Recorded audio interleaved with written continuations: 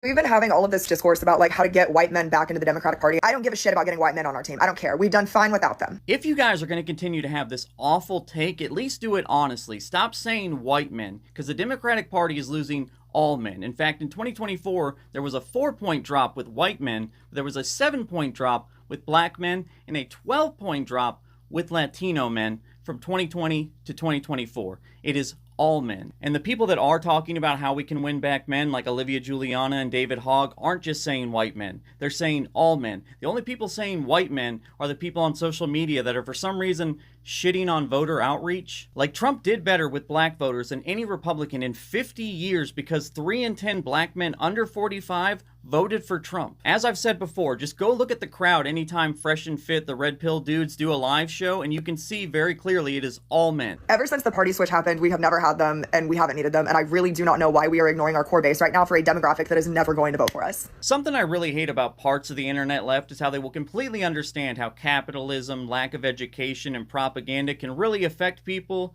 except for when it comes to dudes, and especially white dudes, because Kamala Harris actually won the majority of educated men. And all the exit polls show that college-educated white men either voted for Trump and Harris at the same rate or just slightly less for Harris. But either way, it's miles better than the numbers with non-college educated white men. It's almost like education matters. And to be crystal clear, nobody is saying we should ignore the base, because first off, those black men are our base. Those Latino men are our base. And some people in the Democratic Party are just saying, hey, we should try and do outreach with this group that we are clearly losing, and they're doing a study on it. Nobody is saying ignore the base. Obviously, there's a ton of terrible men out there that are never going to vote for Democrats because they think everything Trump does is epic and base. But I've knocked on a lot of doors in my time working in politics, and I can tell you that a lot of times the reason people vote the way they do doesn't make a lot of sense and is based on bad information. And I think just saying screw this entire group of people, especially when it's the largest voting group in the country, is not a good strategy. Like,